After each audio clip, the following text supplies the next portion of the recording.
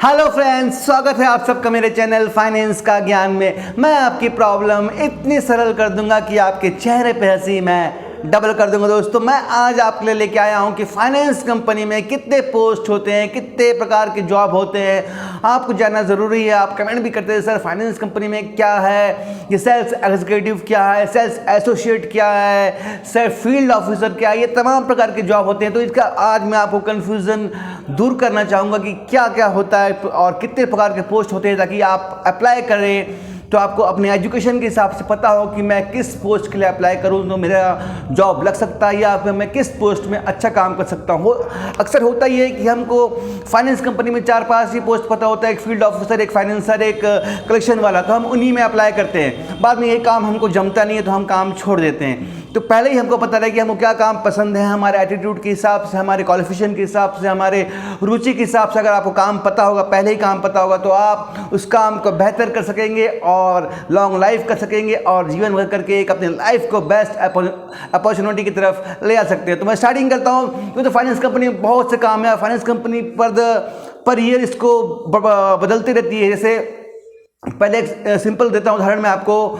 पहले sales man होता था, ठीक है, अब इसको कर दिए सेल्स एग्जीक्यूटिव कर दिए, सेल्स एसोसिएट कर दिया। पद वही है, सब कुछ काम वही है, लेकिन इसको मॉडिफाइड कर दिया गया है, इसको अपडेट कर दिया गया है। तो इस प्रकार से काम में आपको जो पुराने हैं वही रहेंगे, बाकी आपको इसको समय के हिसाब से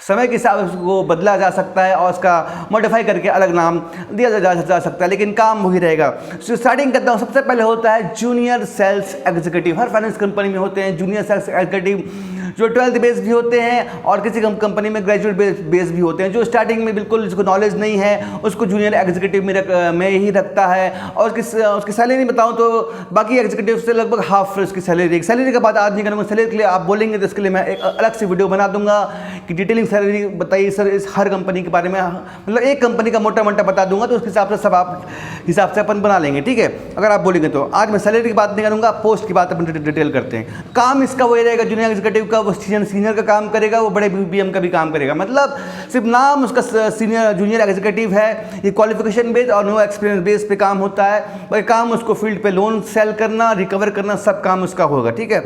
एक होता है एग्जीक्यूटिव, सेम काम जूनियर एग्जीक्यूटिव का, लोन सेल करना, रिकवर करना, लोन बांटना, लोन देखना, सब काम ये रहता है। बस इसकी सैलरी बढ़ेगी, जहाँ पर जूनियर की 10 रहेगी इसकी हो जाएगी कम से कम इसका 18-19 रहेगी। बहुत हाई लेवल पर सैलरी रहती है, मतलब एक अच्छी, मतलब इसको बोलते हैं इंडस्ट्री लेवल की सैलरी आपको देगा एग्जीक्यूटिव में, क्योंकि आप ग्रेजुएशन लिख करके आएंगे या कॉलेज कैंपस से पास आउट होकर आएंगे, बी.टेक कर सके भी आप इसको ज्वाइन कर सकते हैं, ठीक है। इसके बाद जो पद होता है फिर सीनियर एग्जीक्यूटिव होता है। सेम होता है, सेम काम, बस उसकी सैलरी ज़्यादा होगी और कुछ नहीं होगा। उसका थोड़ा पीएफ अलाउंस ज़्यादा होगा उसको।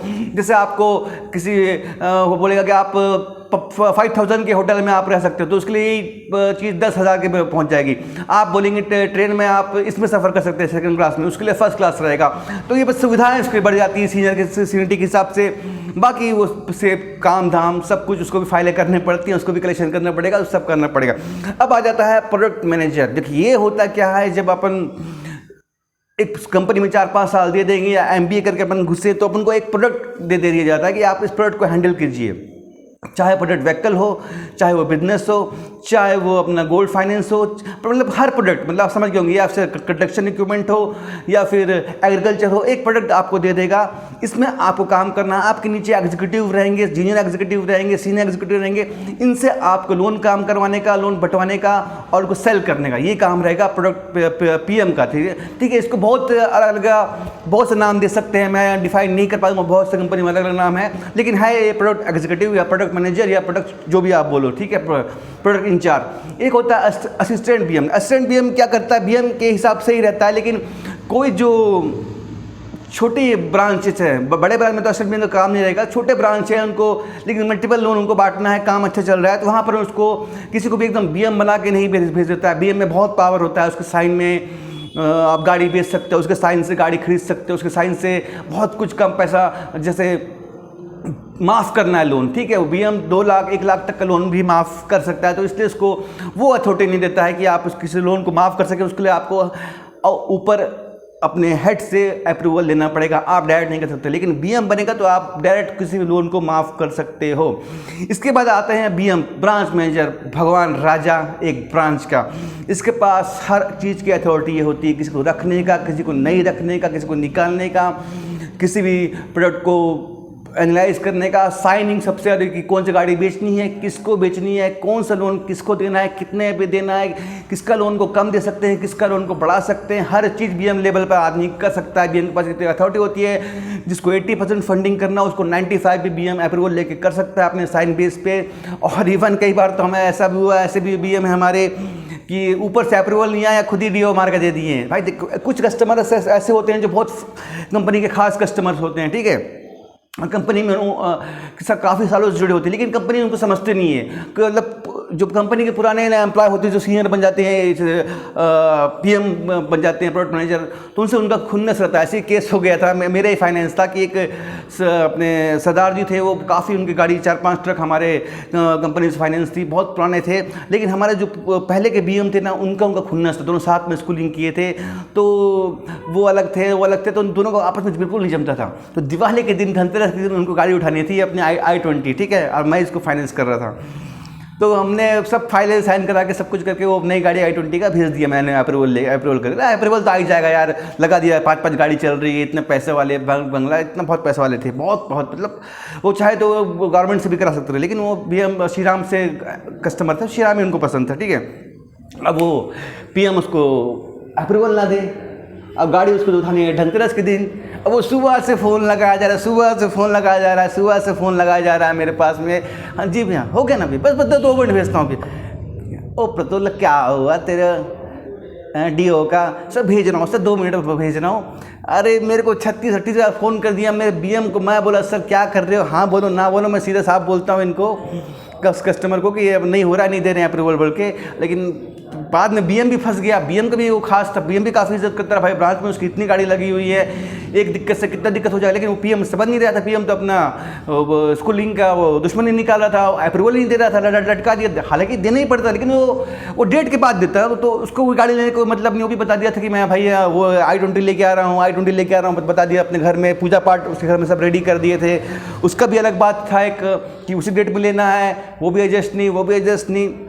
तो लास्ट में हमारे बीएम ने क्या किया, ऐसे निकाला ओडी, साइन किया, भेजो। कस्टमर के जाने वाला नहीं, लोन डूबने वाला नहीं। हालांकि गलत है, ऐसा बीएम हो तो मत करना, लेकिन कभी कभी करना पड़ जाता है भाई। उठाए यहीं से वो डीओ बनाए, दे दिए, मैं उठाया, दिया डीओ, और जाए गाड़ी लेके आए, बाद में डीओ ऊपर से आ गया, कोई प्रॉब्लम नहीं। लेकिन बीएम को करना पड़ता है। आप अपने कंपनी से पूछ के ये कर सकते हैं, कोई आपके हाथ में रहता है तो बीएम डीओ भी दे सकता है, मतलब चाहे तो किसी को भी गाड़ी दे सकता है, ठीक है। इसके बाद आते हैं अपन एचआर के लिए, ठीक है। इसमें ह्यूमन रिसोर्सेज का काम है। आप एचआर का जो कोर्स भी करते हैं कई लोग, तो इनका काम है जॉब देना, जॉब लगाना, कंपनी में एम्प्लॉय कहाँ कम है, कहाँ एम्प्लॉय की ज़रूरत है, किस लोन पे ज़रूरत है, ये एचआर का काम होता है। आप सिंपल जानते हैं, एचआर भी होते हैं, ठीक है। फिर उसके बाद आते हैं, फिर स्टेट लेवल पर पहुँच जाते हैं अपन, ठीक है।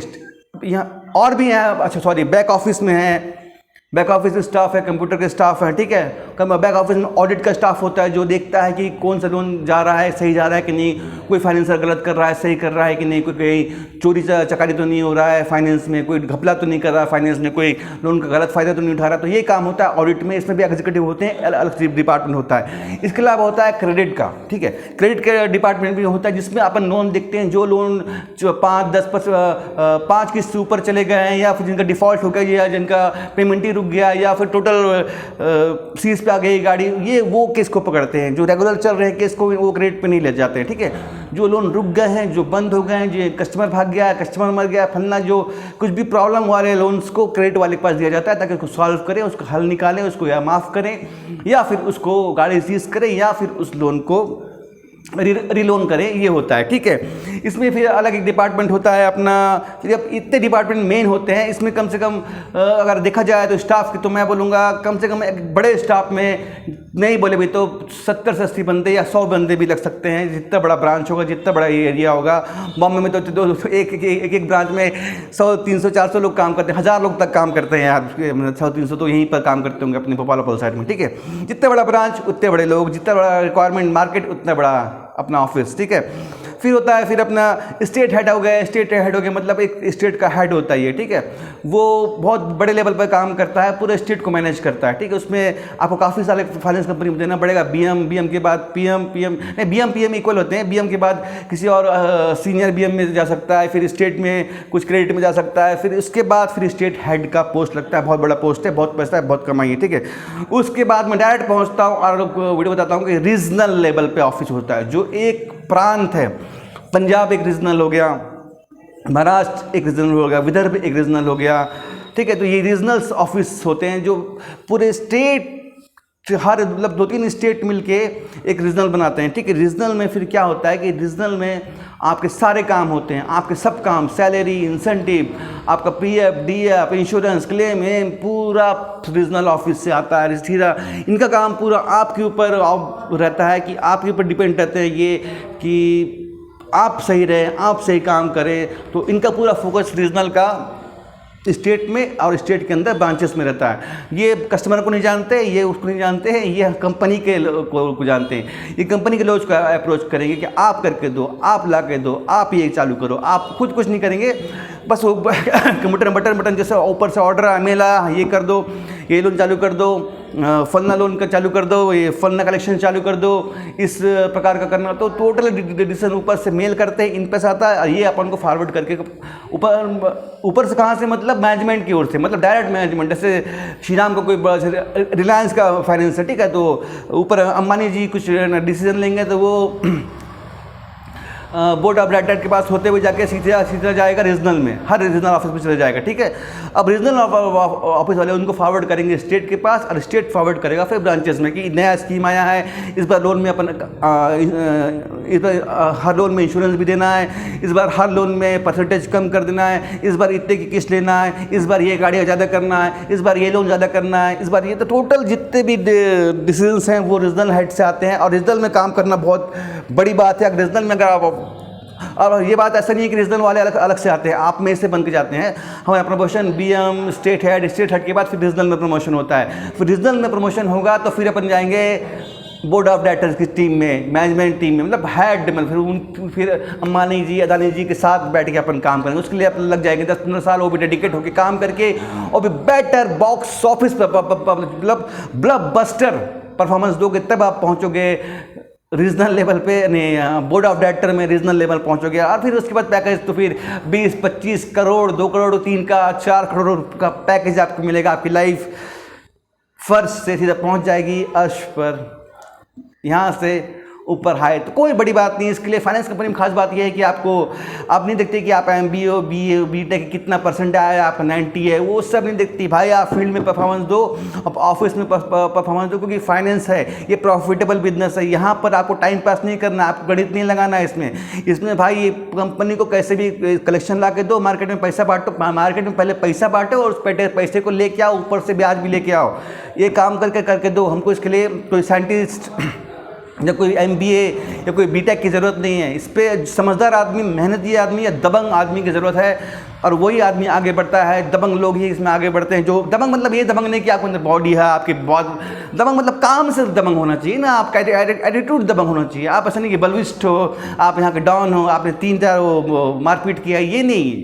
काम में दबंगाई होना चाहिए आपका। तो फाइनेंस कंपनी में ही चाहिए कि आपके काम में दबंगाई होनी चाहिए, काम में शार्पनेस होना चाहिए, काम में स्मार्टनेस होना चाहिए। अगर ये चीज़ स्किल आपके अंदर है तो आप फाइनेंस कंपनी में इतने आगे जाएंगे कि जितना आपने सोचा भी नहीं होगा। और फाइनेंस कंपनी आपको इतना पैसा देगी जितना आपने सोचा होगा। दोस्तों बिल्कुल आप बहुत सही वे पे हैं, सही लाइन में है। इंडिया में फाइनेंस में काम करना बहुत बढ़िया काम है, कोई दिक्कत नहीं है। थोड़ा प्रेशर है, थोड़ा वो है, लेकिन काम करने में मज़ा आता है। इवन एक बार आपने फाइनेंस में काम कर लिया तो दोबारा फिर किसी भी कंपनी में जॉब नहीं करोगे, आप फाइनेंस लाइन का ही काम ढूंढोगे। दोस्तों तो मेरी बाहर सुबह अपना वीडियो आता है वैकेंसी पे, अपन को उसको देना ज़रूरी है लोगों को, ठीक है। अपन अगर फाइनेंस की बात कर रहे हैं, फाइनेंस जॉब की बात करें, तो अपन को जॉब देना भी काम है। इसके लिए मेरी हेल्प कर रहे हैं अपने जो सब्सक्राइबर हैं। मैंने अपना व्हाट्सएप टीम बनाया हुआ है, उसमें हेल्प कर रहे हैं मेरे सोनू भाई हो गए, सतीश भाई हो गए, PK भाई हो गए, बहुत से लोग हेल्प कर रहे हैं, पोस्टर्स डाल रहे हैं। तो हम डेली वीडियो डाल रहे हैं सुबह। किस बेसिस पे? कि हम लोगों को जॉब दे सके। पूरा ऑल ओवर इंडिया से कॉल आ रहा है, पूरा ऑल ओवर इंडिया से, ठीक है। उसके बाद शाम को एक प्राइम टाइम में जो है हमारा, ये मैं इसमें इसने भी वैकेंसी डाल रहा था, लेकिन मेरे सब्सक्राइबर नहीं, आप लोगों ने कहा नहीं सर शाम को आप एक अच्छा मोटिवेट वीडियो किसी सब्जेक्ट पे वीडियो बनाया कीजिए, हम उस शाम को तो वही देखना पसंद करते हैं आपका। तो कोई दिक्कत नहीं, दिन में 2 वीडियो बना दूंगा मैं, सुबह वैकेंसी कराऊंगा और शाम को एक सब्जेक्ट पे मोटिवेशन, या फिर अब तो अपना 3 हो गया। अब तो पहले फाइनेंस का ज्ञान था, अब फाइनेंस की जॉब है, अब एक फाइनेंस का मोटिवेशन है। तो 3 तड़के लग चुके हैं अपने चैनल में। तो 3 तिगाड़ा, सबका काम बिगाड़ा होता है, लेकिन अपने लिए 3 तिगाड़ा बहुत असर लाएगा। तो मिलते हैं दोस्तों अगले वीडियो में, तब तक बाय बाय, शुक्रिया। तब तक चैनल को सब्सक्राइब और लाइक ज़रूर करना। तो मिलते हैं दोस्तों कल, तब तक बाय बाय और